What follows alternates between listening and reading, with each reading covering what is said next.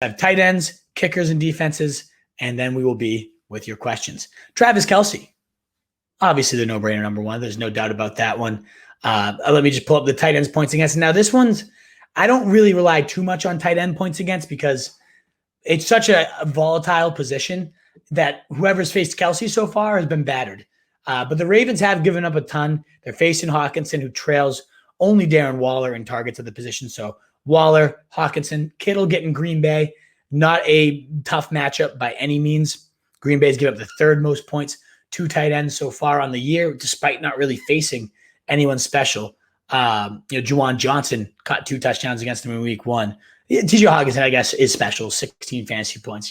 Shouldn't say not facing anyone special, but Kittle is also special. And this might be a game they need to throw more often versus the Packers than they have.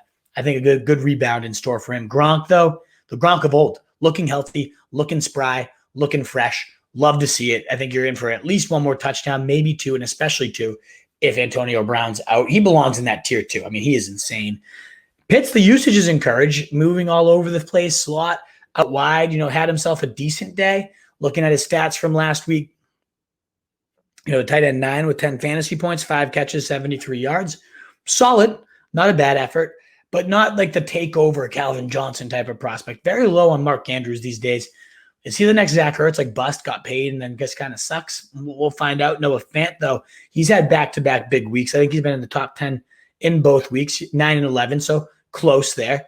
The touchdown last week, lower usage, but still a high, for tight end wise at least, decent option, especially against the Jets here. Logan Thomas, as good of a bet as anyone to score, has a good rapport with Heineke in the red zone. Higbee, 100% of snaps week 1 was seeming like a lock and only 1 fantasy points. That was sickening. I don't think that continues to happen. I do think Tunyon, you saw that sling, that 22-yard touchdown from Aaron Rodgers. And San Fran's given up the 8th most points to tight ends. Again, they faced Hawkinson, so it's like if you faced one of these good guys, you probably are ranking on the wrong side of that. But still, I think Tunyon could definitely fall into that end zone yet again. And that's the top 11. Hopefully you have one of those guys. But if you need some streamers, Jared Cook's still out there in over half of leagues. Not a big fan of Goddard, as you can see, -3 ECR.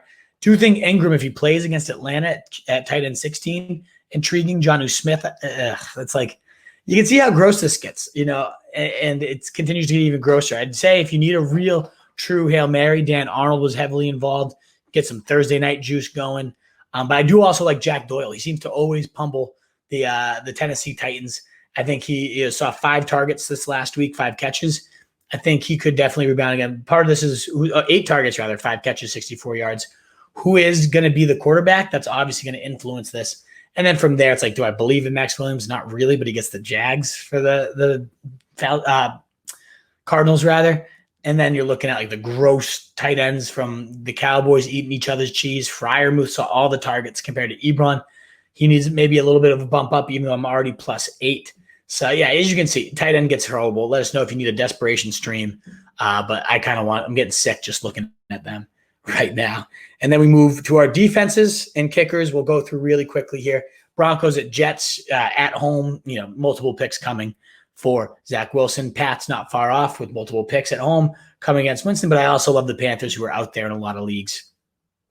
And then you got the Ravens, a bad defense, but also facing Detroit. That's a mixed bag, though. Bad defenses against Detroit. We saw what Green Bay did. They ended up ultimately finishing with 6, but they'll get their turnovers. Do you think the Cardinals maybe against the Jags could be a better play? Cincy and the Steelers could be a better play. And then you got Buffalo against Heineke. Not a bad play at all. In terms of who's out there and you could stream, I'm going to bump the Raiders up even a little bit more now facing Brissett. They'll go right here at 8. I do think the Giants facing this awful Matt Ryan-led team, also widely available, should be owned. And that gives you kind of some options. If you were thinking about the Rams, the Bucks, and that shootout, I wouldn't touch it. It could be a pick 6, but I'm avoiding that if I can. Dolphins, I have ranked a bit higher. That was under the assumption Carr wouldn't play. It's looking like that's more likely that he will play at this point. So they'll be getting a bump down. They're not a stream as long as he's out there. The Saints are just a good defense, and the Pats are just a mediocre offense. So that's why I kind of like them. That gives you plenty that you should be able to use. Again, you don't need the football team this week against Buffalo. I wouldn't be messing around with these types of guys. Certainly lower on them. I mean, against Daniel Jones, what they put up, it was pathetic. Yeah, 5-3. Yeah, we got to have them in our top 10, right? Come on. Maybe the Titans could be intriguing. Getting if Jacob Eason's playing, that could be an intriguing plan as well. And last but not least, at kicker, Tucker, Bucker, and I love Prater. I mean, the Cardinals, he's doing great. McManus at the Jets, another good matchup. Zerlin and Matt Gay also playing fantastic this year. Gano just boating bombs. I like Suckup. I have him as my kicker in my main league, but the issue with that is I'm starting to learn all too well is he's just their offense is too damn good. He doesn't get field goal tries because all they do is put up touchdowns. Meanwhile, Younghoe Koo continues to boot, but this offense is too bad to give him chances. Do love Carlson, and if you're desperate for a streamer, Nick Folk, he's been money. I think he's made every single attempt on the year and dating back to multiple weeks, 11 and 15 points. It's a conservative offense that isn't going to force it when they get in close. So let Folk do some damage for him, get some points. I'm a big fan. I think he can definitely get it done there. And that's we don't need to go over more kickers, right? You don't need me to tell you about Myers. I think Myers is one of the most overrated kickers, similar to Suckup because of the touchdown factor there. What is up, you fantasy wolf? Thanks so much for tuning in. If you haven't already, share your thoughts in the comments, check out some more videos, and join the newest Wolfpack by subscribing below.